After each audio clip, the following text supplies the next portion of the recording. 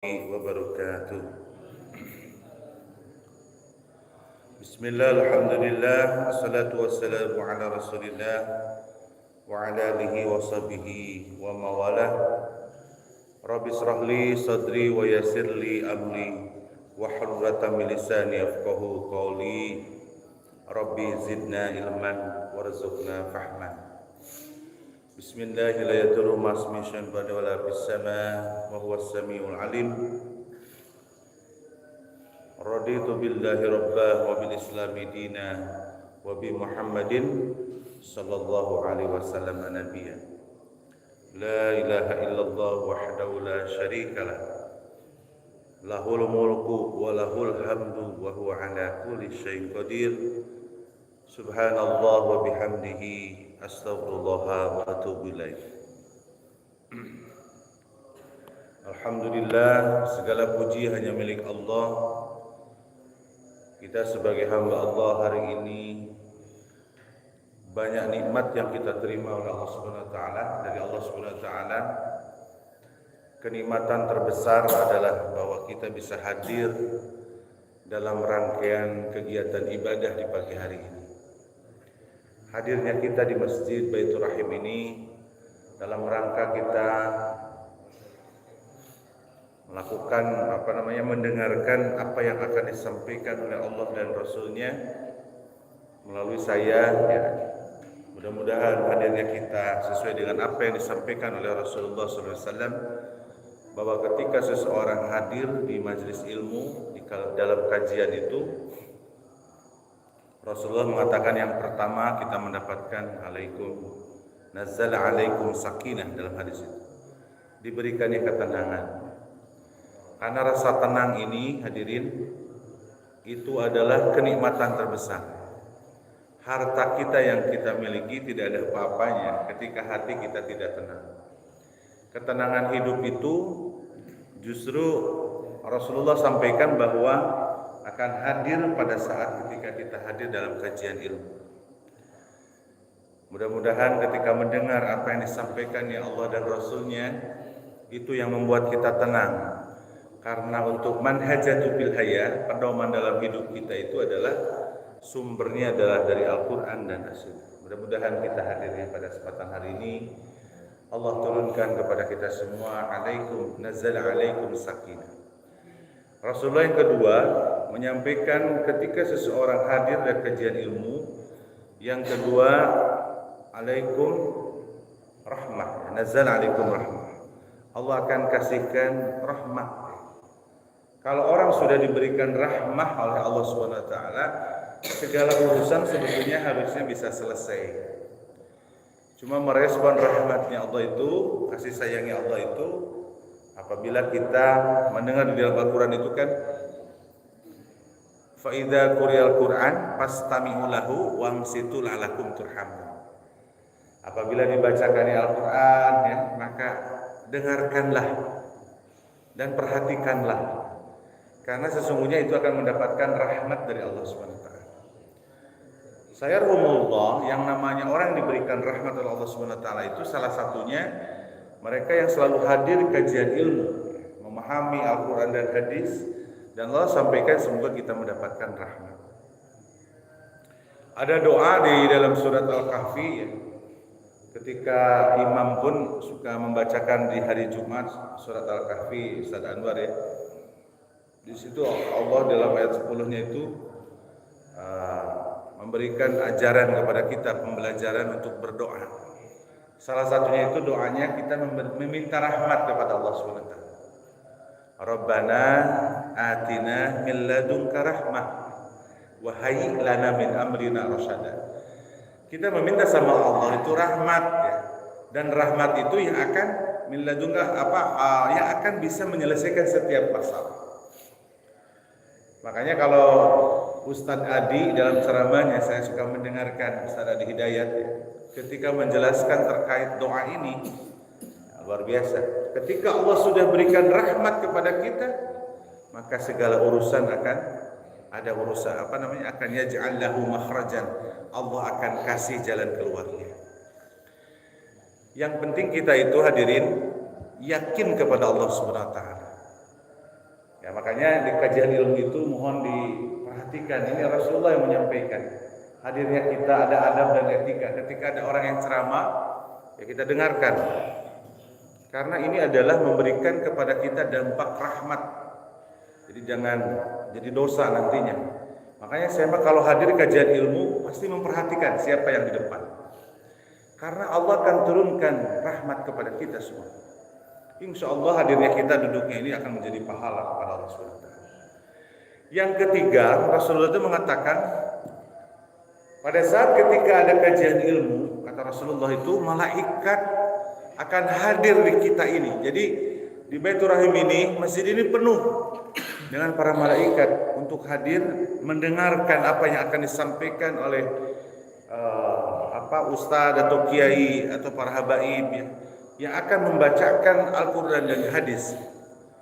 Karena pernah saya sampaikan bahwa kewajiban kita sebagai hamba Allah itu selain kita membaca kepada Al-Quran itu membaca, menghafal, memahami, mengamalkan, lalu mengajarkan, lalu menghafal 5M ya. 5M ini menjadi target kita setiap harinya. Jadi jangan hanya membaca saja. Membaca saja itu ibadah yang luar biasa. Cuma di dalam konsep hidup itu ketika bicara dengan Al-Quran itu ada memahaminya. Nah, salah satunya kita hadir pada kesempatan hari ini dalam rangka kita memahami apa yang disampaikan oleh Allah dan Rasul-Nya. Dan yang terakhir, Allah akan sebut-sebutkan nama itu di akhirat nanti pada saat kita selalu hadir kajian ilmu, karena salah satu yang akan memberikan syafaat pertolongan kepada kita semua adalah Al-Quran. Jadi Iqra'ul Quran ya, fa innahu sayati yaumil qiyamah syafi'an di ashabi. Bacaan Al-Quran itu akan memberikan kepada kita pertolongan di saat yaumil qiyamah. Itu adalah ketika kita selalu membaca, memahami Al-Quran. InsyaAllah mudah-mudahan kita berdoa kepada Allah Subhanahu Wa Taala nanti di padang mahsyar dalam peradilan Allah kita diberikan kehebatan, keistimewaan oleh Allah, kemuliaan, yaitu adalah Al-Quran yang kita pahami di pagi hari ini. Mereka akan datang kepada kita untuk menolong kepada kita semua. Amin ya rabbal alamin. Hadirin yang berbahagia, salawat dan salam semoga tercurahkan kepada junjungan kita Nabi besar Muhammad sallallahu alaihi wasallam, kepada keluarganya, kepada kita semua, dan semoga kita selalu memuliakan dan mencintai beliau. Rasa cinta kepada Rasulullah itu diwujudkan dalam bentuk keseriusan kita dalam memahami Al-Quran dan hadis. Apapun yang kita lakukan di dunia ini harus dasar ilmunya itu dari Rasulullah SAW. Mutaba'ah. Dalam surat Al-Isra, surat ke-17 itu Allah menyampaikan, wala taqfu ma laisa laka bihi ilmun. Janganlah kamu melakukan sesuatu perbuatan di dunia ini kalau kita tidak paham ilmunya. Jadi ilmu ini menjadi dasar apa yang kita lakukan di dunia ini. Makanya ada satu hadis yang sudah terkenal di masyarakat, apabila sebuah perkara diberikan kepada orang yang bukan ahlinya, yang tidak tahu ilmunya, maka tunggu kerusakannya. Karena semua apapun aktivitas hidup ini harus punya ilmu. Nah, untuk mencari ilmu itu ya kita belajar ya, hadir di kajian ilmu, belajar dengan para ustadz ya, diskusi, sharing ya, supaya kita setiap langkah yang kita lakukan itu ada dasar ilmu yang kita lakukan. Makanya Allah itu sampai begitu, jangan kamu melakukan sesuatu tanpa ilmu. Mudah-mudahan salah satu ilmu sebagai sumber segala sumber itu adalah baginda kita Rasulullah SAW. Kita tahu bagaimana Rasulullah, ya ulama ya, karena kita ini tidak ketemu langsung dengan Rasulullah. Untuk tahu bagaimana Rasulullah menyampaikan sumber hidup ini, manhajatu fil hayahnya, pedoman hidup kita ini, maka kita belajar kepada ulama. Ulama itu adalah mereka yang menjadi warasatul anbiya. Al ulama'u, kata Rasulullah, warasatul anbiya, pewaris ya.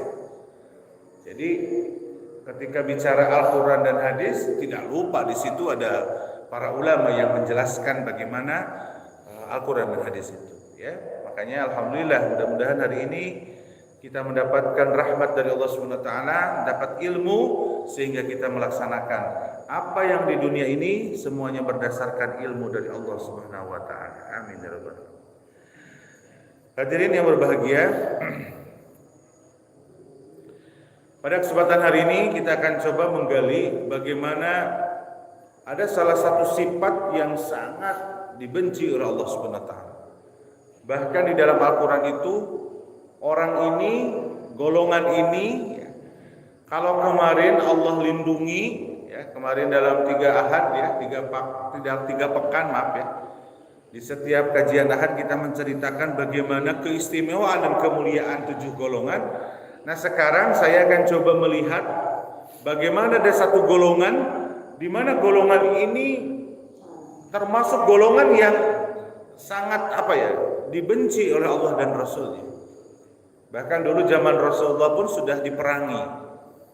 Bahkan di ayat-ayat pertama dalam surat Al-Baqarah itu ketika Allah gambarkan orang yang beriman, maka Allah gambarkan orang kafir, maka mana Allah gambarkan orang-orang golongan ini adalah al-munafiqun, orang-orang munafik.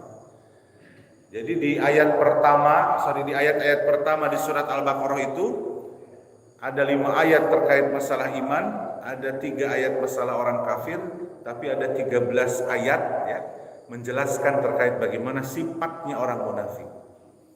Ini luar biasa. Yang pertama ya, Allah gambarkan dalam surat An-Nisa ya, innal munafiqina fid darkil asfali minan nar. Jadi orang munafik itu akan berada di neraka jahanam itu, di neraka itu paling bawah, aspal itu paling bawah ya. Orang kafir dengan orang munafik itu ternyata Allah menghukum, mengazabnya di akhirat nanti itu adalah pada saat ketika berbeda ya, dia paling bawah orang munafik itu. Nah, sekarang ini kita akan coba menggali bagaimana Allah dan Rasulnya, bahwa bagaimana Allah gambarkan orang-orang munafik ini. Kita coba akan menggali. Hadirin yang berbahagia, para ulama banyak sekali menjelaskan terkait masalah orang munafik itu. Salah satunya adalah Al-Mukarram ya, Ibnu Qayyim ya, rahimahullah ya, bahwa ada munafik itu terbagi 2 ya. Yang pertama, munafik itu disebut nifaq i'tiqad atau nifaq akbar. Jadi bentuk kemunafikannya itu dalam bentuk yang besar ya. Jadi seseorang menampakkan keislamannya namun menyembunyikan kekafirannya. Ini kan luar biasa. Nah, jadi ada nifaq i'tiqadi, jadi kemunafikan dalam nifaknya dalam hati ini. Ini musuh dalam selimut lah. Sedangkan nifak yang kedua, Rasulullah mengatakan adalah nifak amali, dalam bentuk nifak pada anggota badan kita. Nah, nifak-nifak yang amali ini nanti kita akan lihat.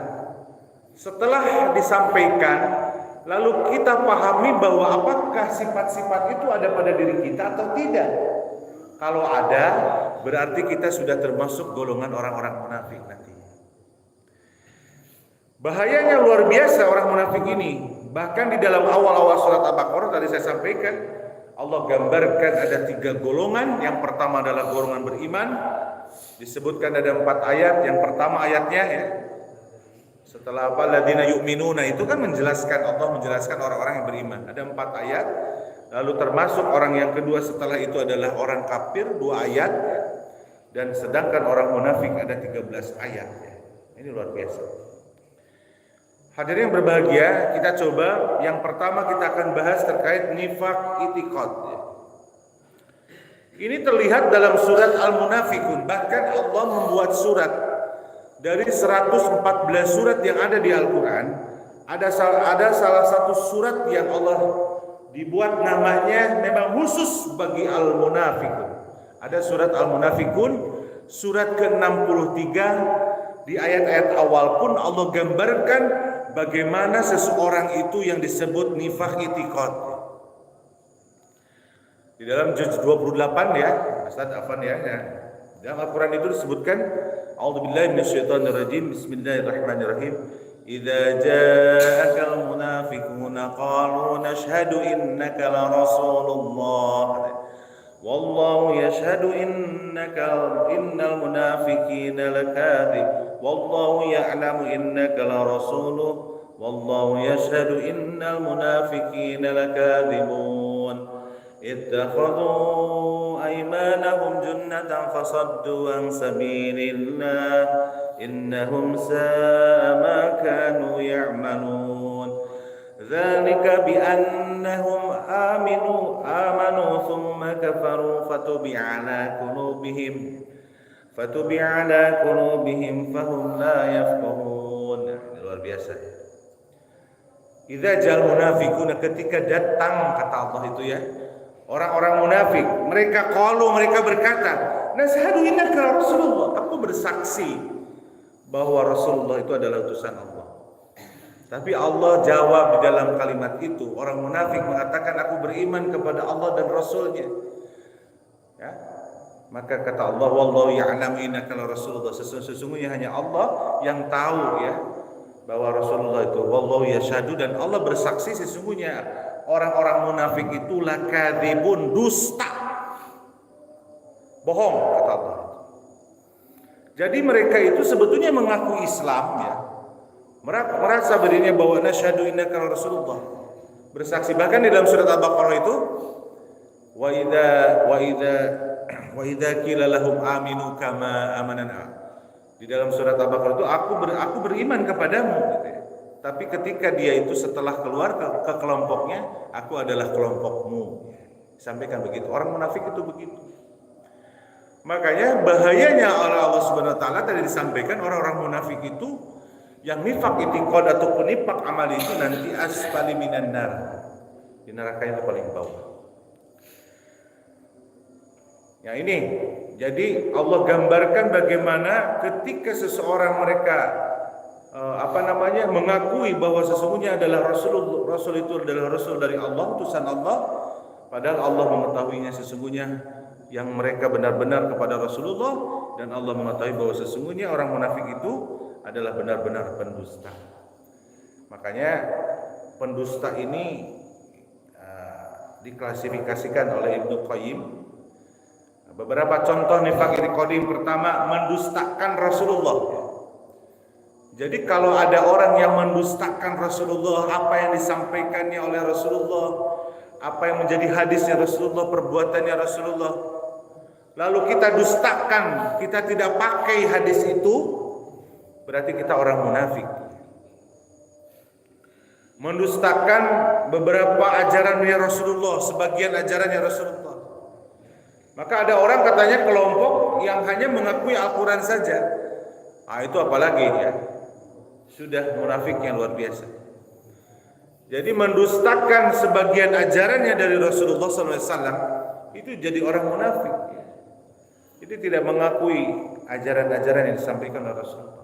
Padahal di dalam Al-Quran itu Allah menyampaikan, wa may yuti'ir rasul, barang siapa yang taat kepada Rasulullah, faqad, maka sungguh, atau Allah, dia itu taat kepada Allah Subhanahu wa taala. Jadi hadirin berbahagia, mendustakan Rasulullah, sebagian ajaran Rasulullah itu adalah salah satu contoh nifaq i'tiqad, kemunafikan yang besar, nifaq akbar. Ini kata Imam Ibnu Qayyim ya. Terus yang berikutnya, yang ketiga, nifaq i'tiqad itu benci kepada Rasulullah. Kebencian kita kepada Rasulullah itu membuat kita menjadi nifaq akbar. Nifaq sebagian ajaran ya.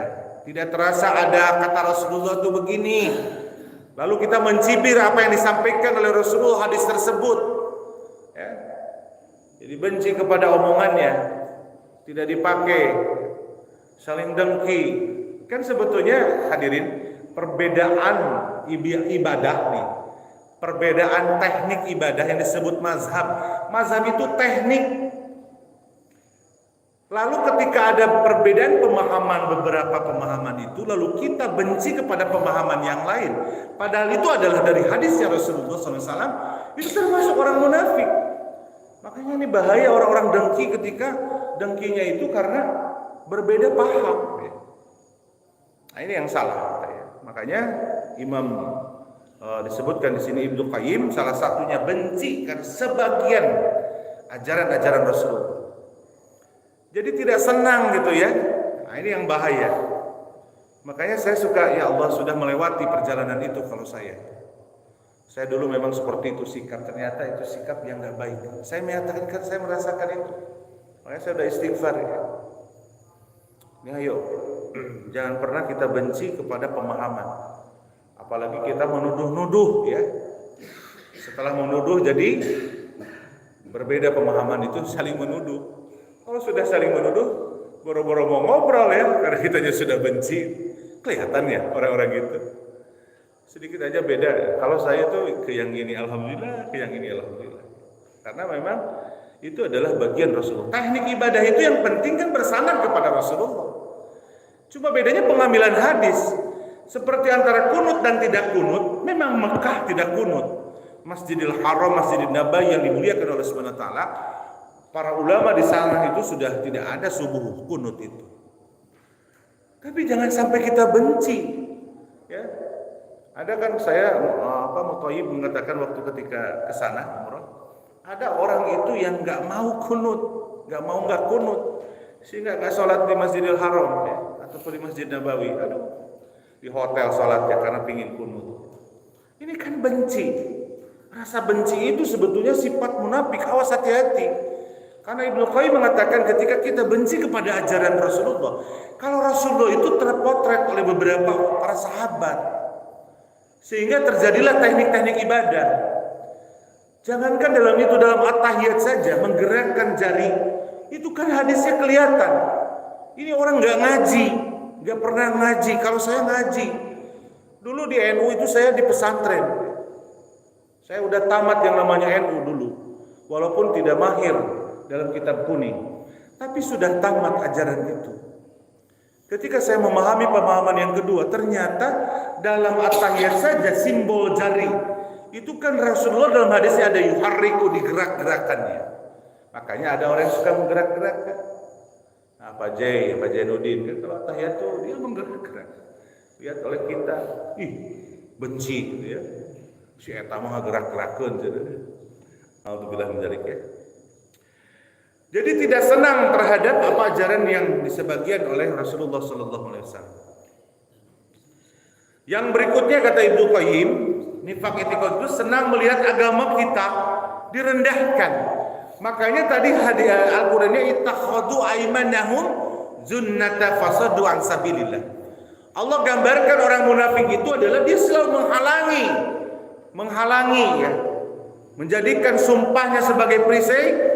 Dia bagaimana meyakinkan orang lain dengan sumpahnya untuk menghalangi manusia dari jalan Allah Subhanahu wa taala.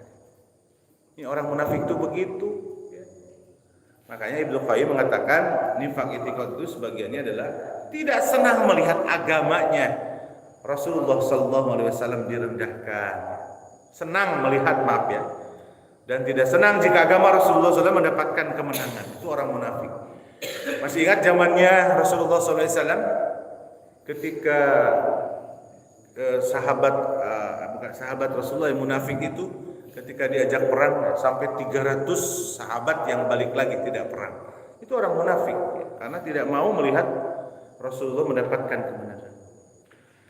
Nah, sekarang di zaman sekarang ini banyak nampak ya orang-orang yang mengaku muslim tapi dia tidak mau ketika ajaran Rasulullah itu diterapkan. Ya. Sekarang dalam transaksi ribawi saja orang itu sudah senang dengan transaksi ribawi. Nah, walaupun ada sebagian kecil ulama kata siapa bunga itu riba. Sekarang ini zamannya semua e-tol aja yang kita gunakan, ya, e-tol elektronik itu semua berriba sebetulnya kalau kita lihat ke atasnya. Makanya sebagian ulama ya yang menyampaikan dalam ceramahnya begitu. Setidaknya kita meminimalisasi transaksi ribawi. Ada orang yang tidak senang dengan ajaran itu. Ya, pan katanya kalimat gini kalimatnya. Kenapa kamu pinjam uang ke bank, kan itu riba? Ya habis nggak ada orang yang minjemin. Saya lagi butuh duit. Nah kan gitu. Susah kan kalimat itu. Nah ini sebetulnya harus kita pahami terkait agama itu. Di kita ini di Indonesia belum bisa menerapkan syariah secara murni.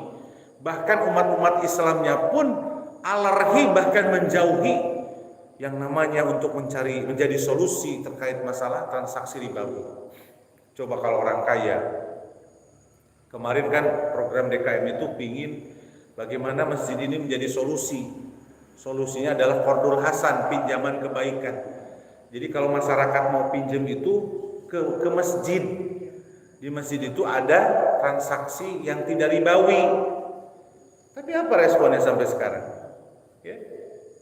Ya begitulah umat Islam ya. Ketika sudah Allah berikan hartanya, ya senanglah. Tidak mau berbagi dalam bentuk qardul hasan. Padahal ketua DKM kita Pak Iman dalam menyampaikannya dan saya juga pernah membahas terkait qardul hasan, pinjaman kebaikan.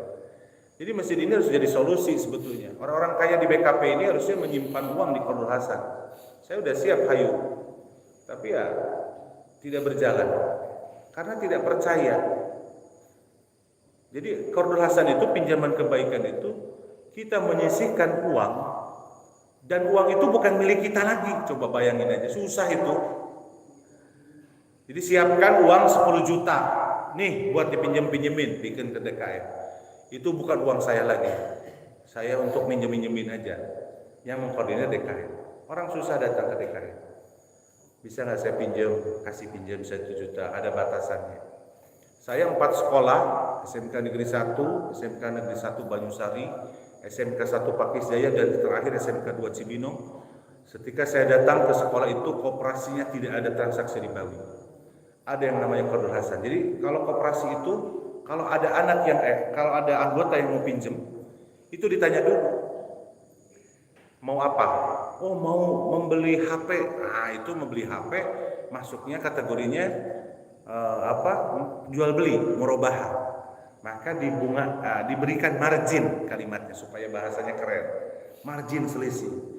HP itu harganya 1 juta, beli dari koperasi harganya jadi 1.200.000, dicicil tiap bulan. Tapi ketika datang anggota, kamu kenapa mau pinjem? Ini sistemnya yang saya udah rubah di sekolah 4 sekolah itu. Oh saya sakit anak saya, maka itu kalau dia pinjam 1 juta, maka kembali 1 juta.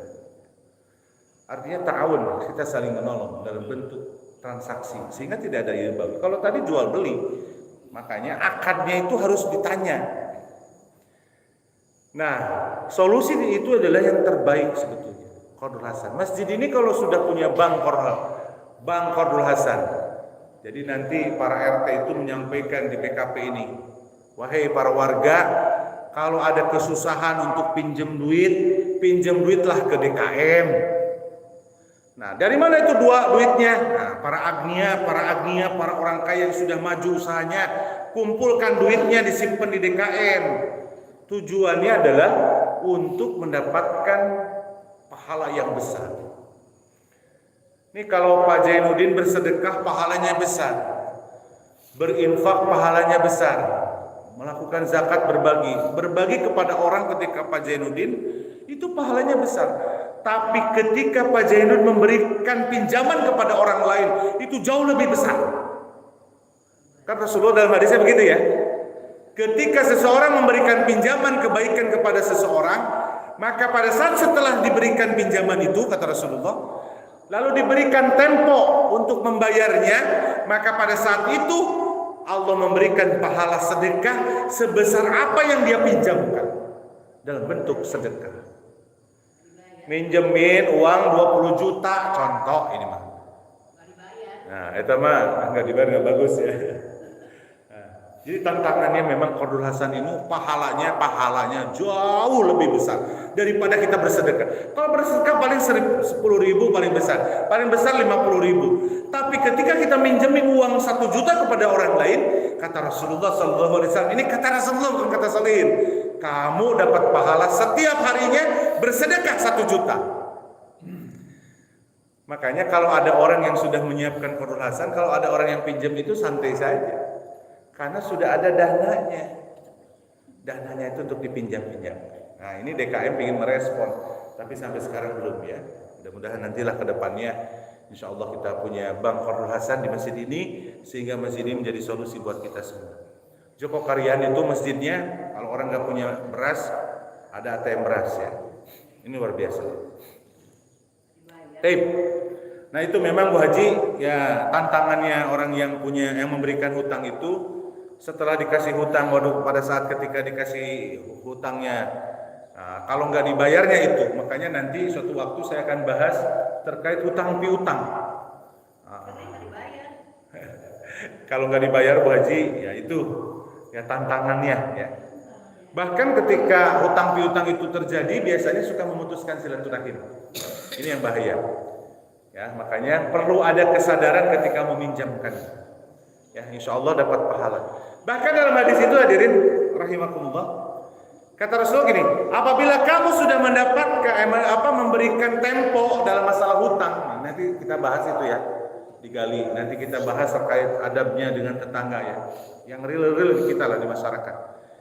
Ketika 3 bulan tidak dibayar, lalu kata kita itu yang minjemin, oke, saya kasih tempo lagi, kamu 2 bulan. Apa kata Rasulullah di situ? Allah melipatkan 2 kali lipat pahala sedekah setiap harinya. Jadi kalau kita 1 juta belum dibalikin, lalu temponya udah lewat, lalu kita ngasih tempo waktu, maka jadi 1 juta kita bersedekah. 2 juta ya. Luar biasa. Pernah nggak Ustaz sedekah 2 juta setiap hari selama 3 bulan? Makanya qardul hasan ini solusinya kita dapat pahala itu. Sahabat Rasulullah SAW pada saat ketika mau bantu orang, itu dia pinjamkan dulu duitnya. Hebatnya sahabat. Wah, memang kualitas imannya sahabat itu luar biasa ya. Nah itu, ini salah satu, banyak orang yang tidak senang. Banyak orang tidak senang melihat agama kita ataupun agama-agama. Makanya Al-Quran menyatakan orang munafik itu, ya ittakhadu aimanahum junnatan an sabilillah. Jadi mereka itu enggak senang, bahkan menghalangi orang-orang melakukan kegiatan dunia, kegiatan dalam fisabilillah. Makanya itikad ini pak ini harus kita insyaallah lah mudah-mudahan. Paling kita mah yang suka dilakukan itu enggak senang ya.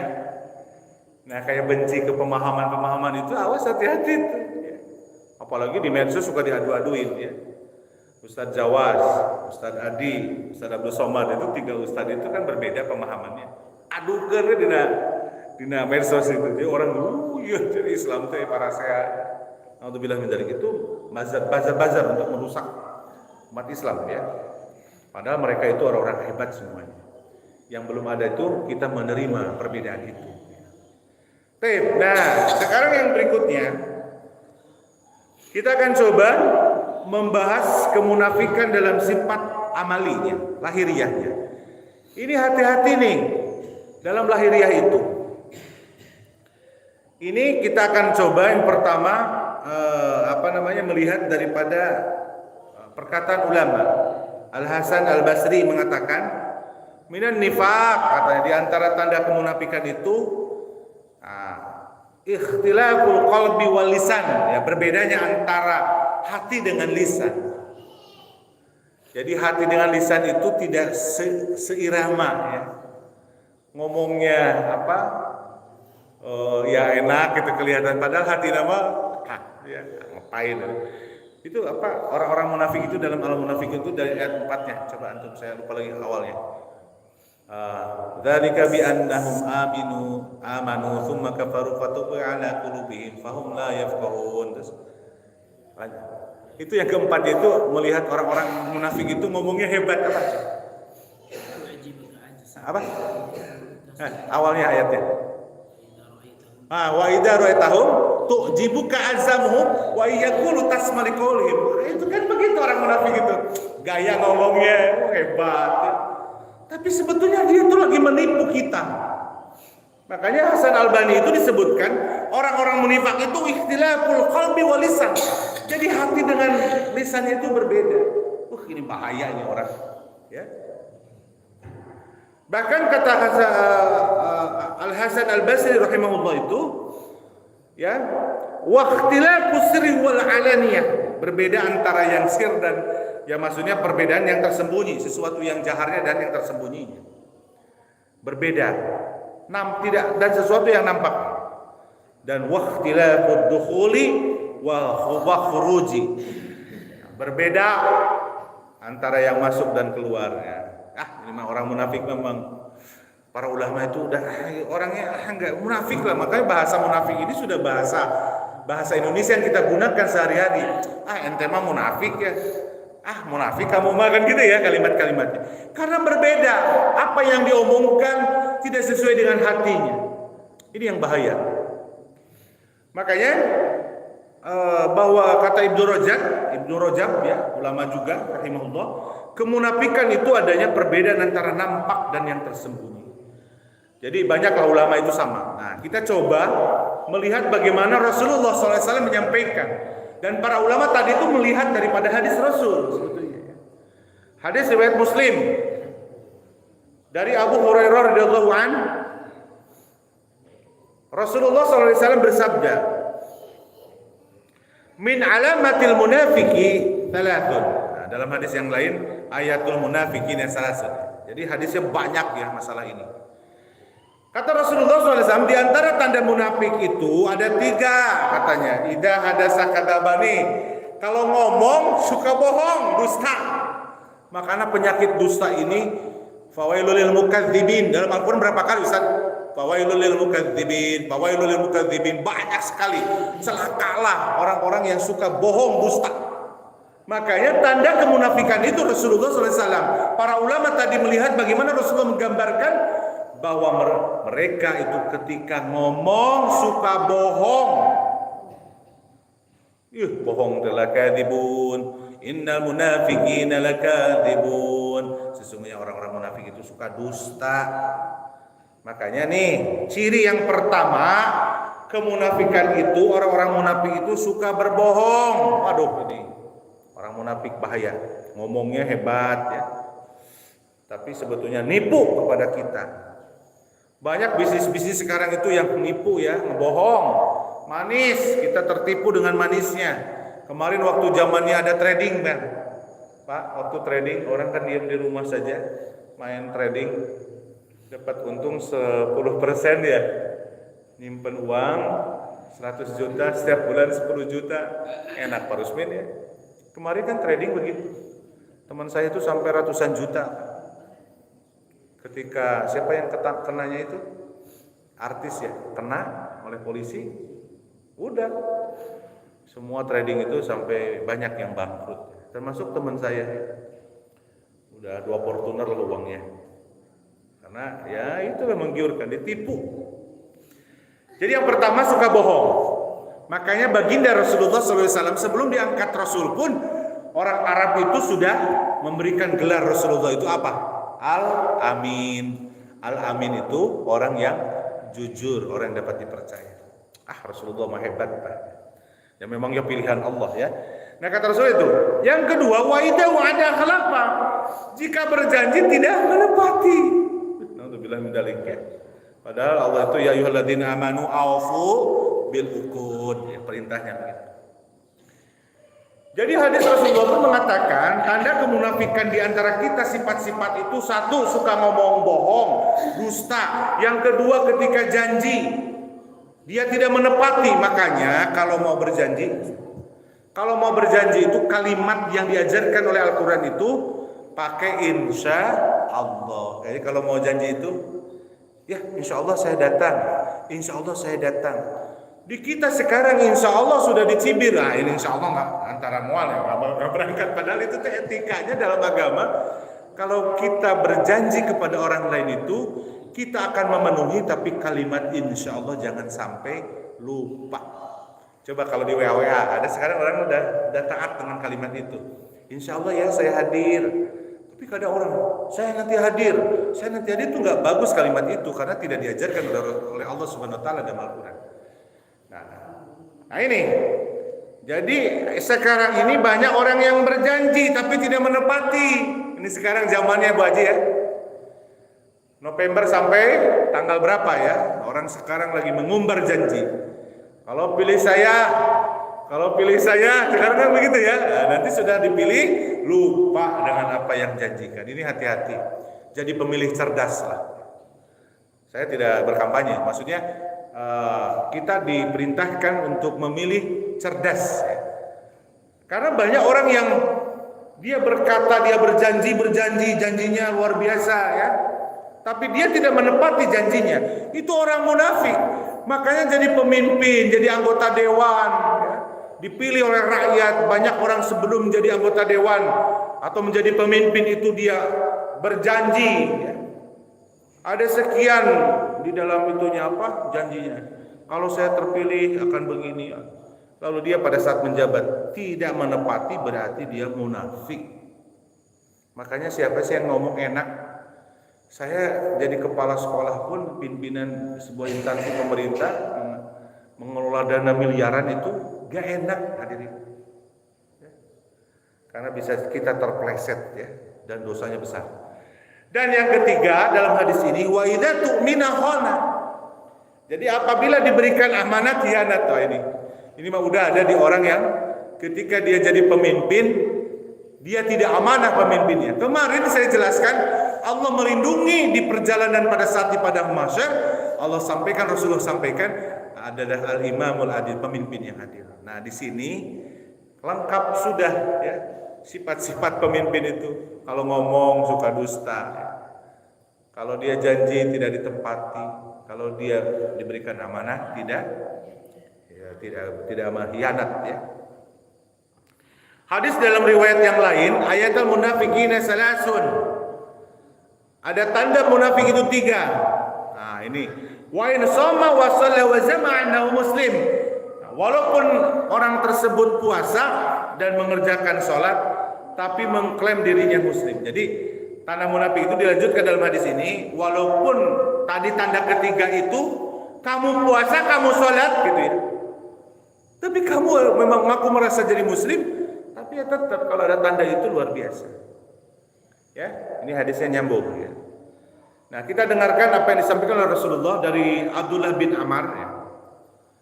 Rasulullah sallallahu alaihi wasallam bersabda, "Arba'un man kunna fihi kana munafiqan."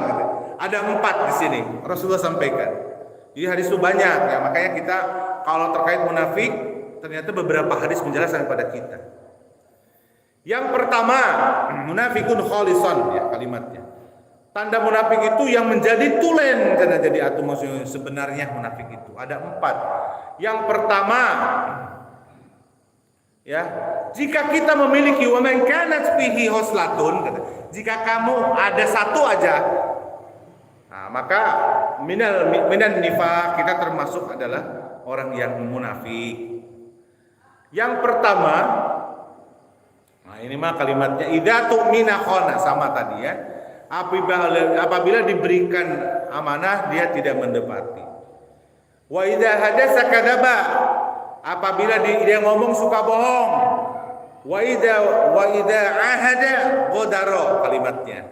Jadi kalau dia dia berjanji tidak dipenuhi, sama. Nah, tapi ada kalimat yang terakhir, yang keempatnya, wa idza khasama fajara. Jika dia selalu berselisih, dia zalim. Ini bahaya nih. Ini berselisih. Berselisih itu mau tetangga berselisih, mau kita jamaah berselisih paham.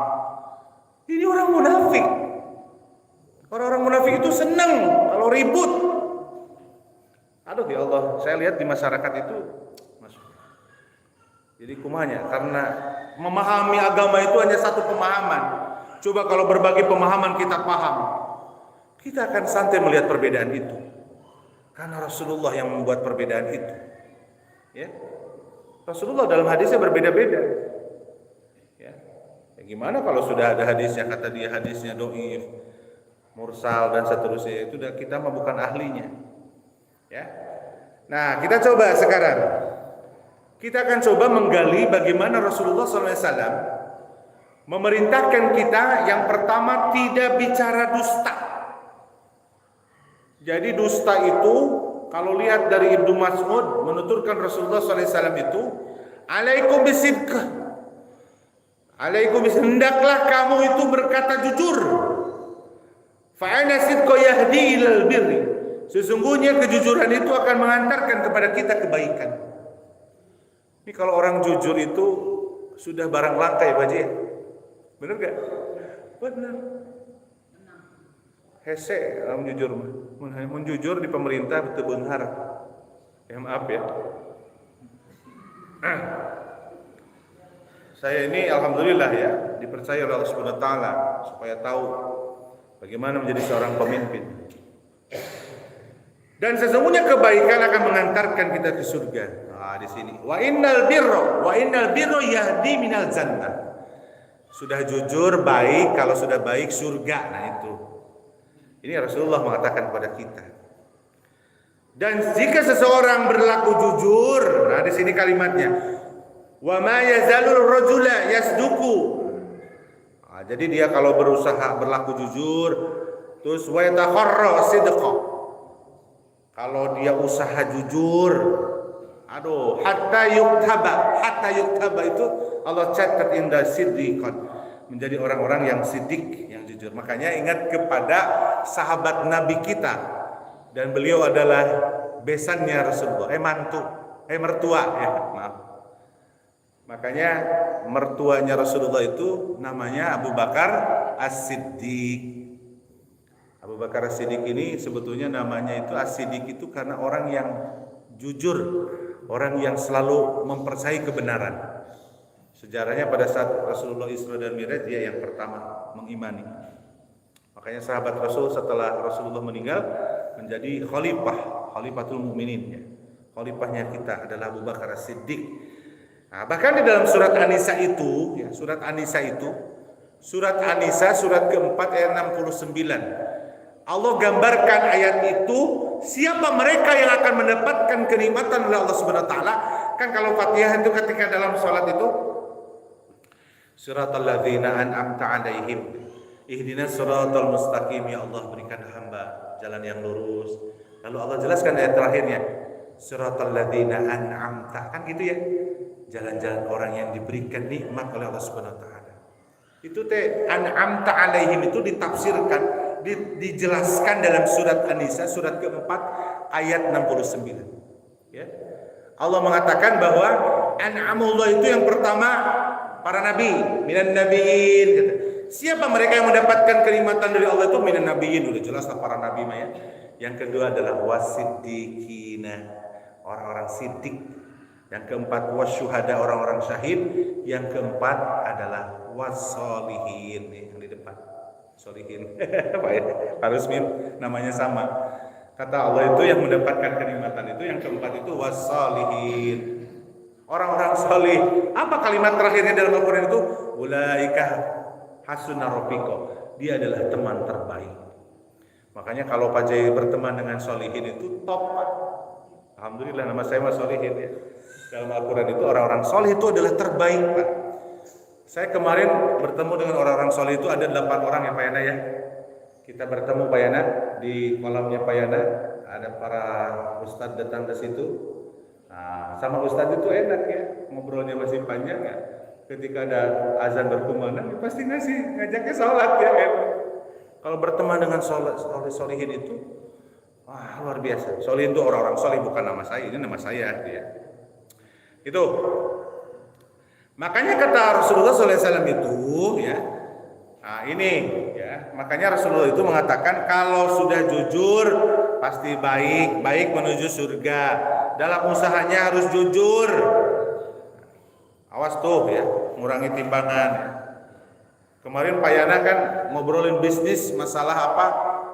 Ketika menjual ikan ya, bagus tuh kalimatnya ketika ngobrol dengan Ustadz. Oh kalau saya mah kiloannya sebelum dibersihkan kan gitu. Kalau sudah dibersihkan kan sebelum dibersihkan kan 1 kilo Bu Haji. Ketika sudah dibersihkan memang 1 kilo lagi. Nah, harus sampaikan dulu akadnya. Saya 1 kilonya lagi hidup. Nah, kata Pak Yan, saya dengar dulu bagus. Itu artinya dagang yang benar. Ya. Jadi jangan sampai ketika sudah di kilo 1 kilo lalu setelah dibersihin lalu, loh kok nggak sekilo?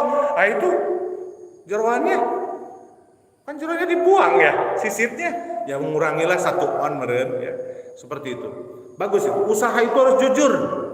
Apalagi menutupi kebohongan dalam usaha ini. Yahdi ilan nar kata Allah. Kata Rasulullah SAW bahwa itu akan menuju kita kepada neraka. Naudzubillahi min dzalik. Ini Rasulullah nih.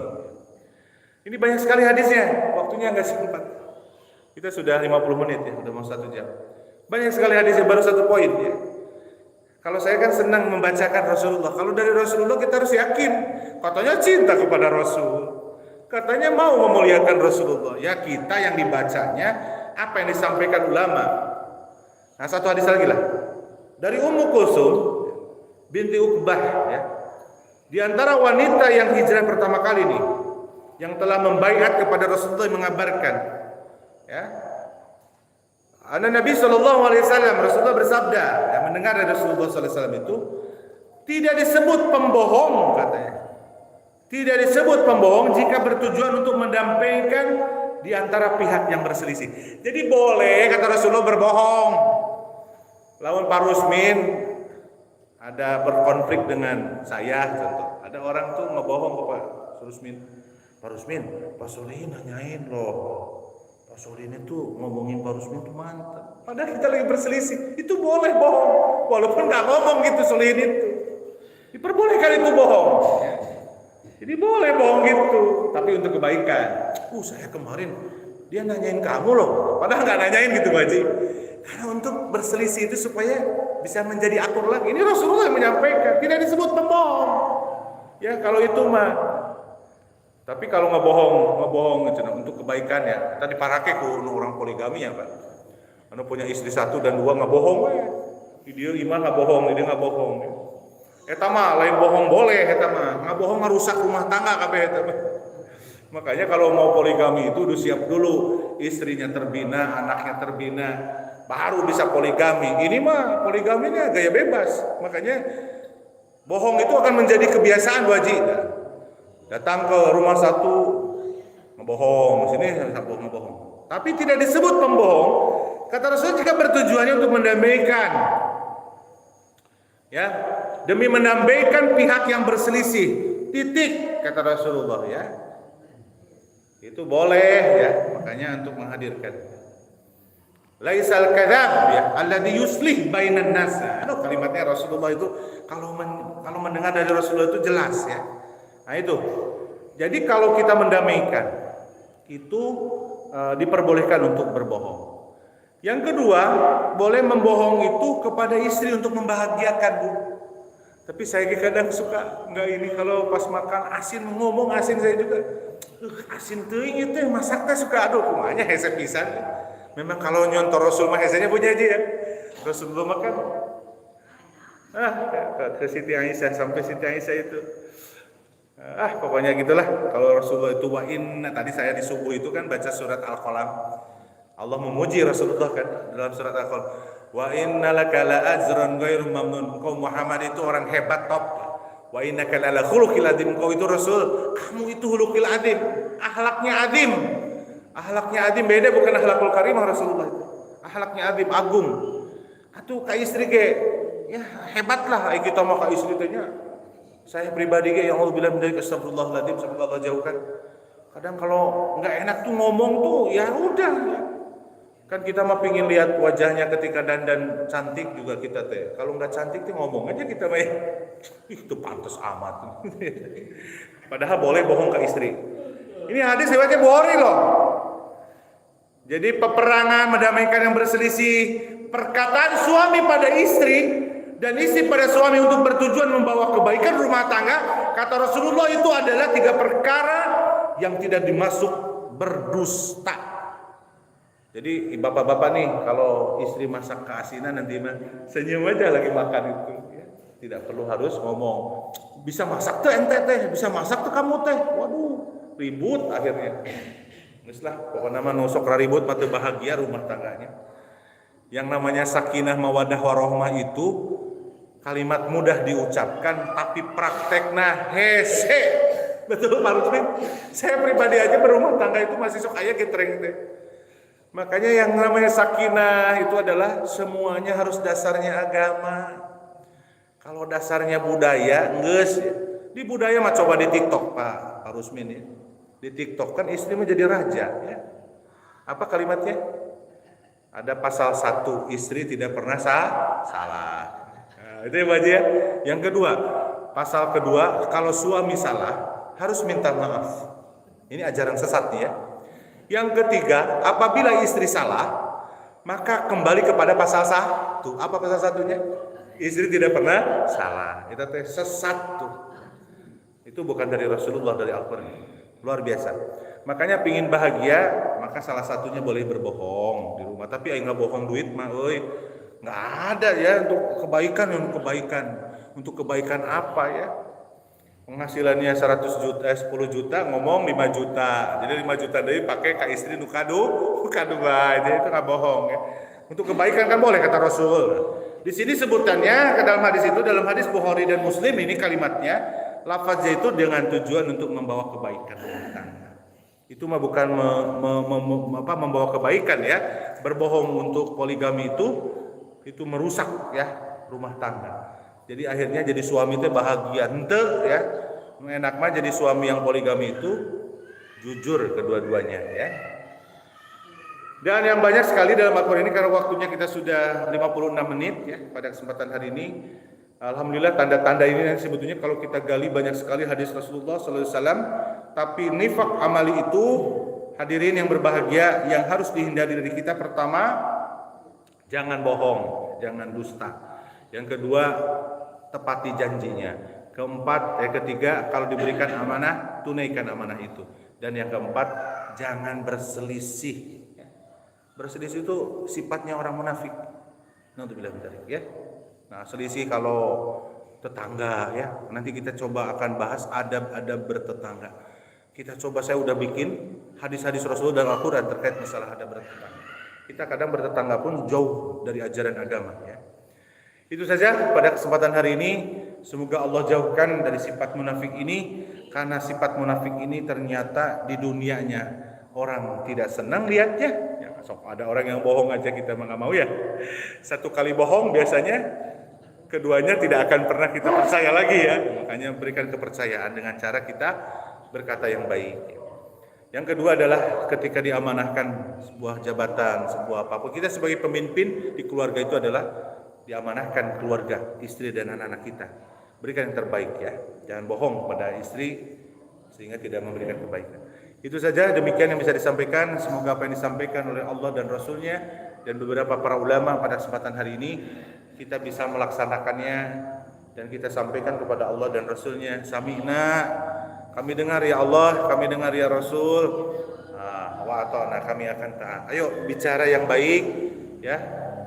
Man kana yu'minuna billahi wal yaumil akhir falyakul khair, berkata yang baik kata Rasulullah.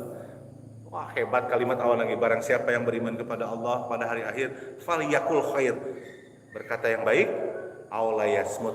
Namun teu bisa ngomong bener, cicing kata Allah, teu diam. Ngomong daripada ngaco ke sana kemari ya, berbohong. Ayo kita akan tutup dengan doa kafaratul majlis ya. Semoga kita hari ini dapatkan hidayah oleh Allah Subhanahu wa taala dan Allah jauhkan sifat-sifat munafik tadi ya. Amin ya rabbal alamin. Terima kasih dan permohonan maaf dari saya pribadi apabila ada kata-kata yang kurang berkenan. Kita akhiri dengan doa kafaratul majlis. Bismillahirrahmanirrahim. Subhanakallahumma wa bihamdika asyhadu an la ilaha illa anta astaghfiruka wa atubu ilaik. Demikian aqulu qouli hadza wa astaghfirullahi wa lakum. Wassalamualaikum warahmatullahi wabarakatuh.